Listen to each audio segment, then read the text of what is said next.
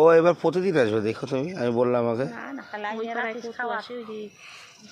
আমি যে কদিন আসি কদিন তো খাওয়াবোই আমি এদেরকে।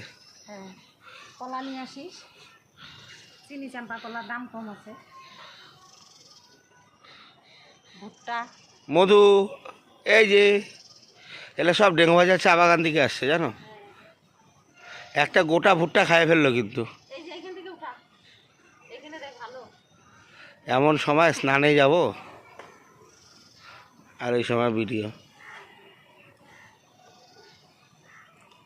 ওইগুলো আম গাছের উপরে মধু, মধু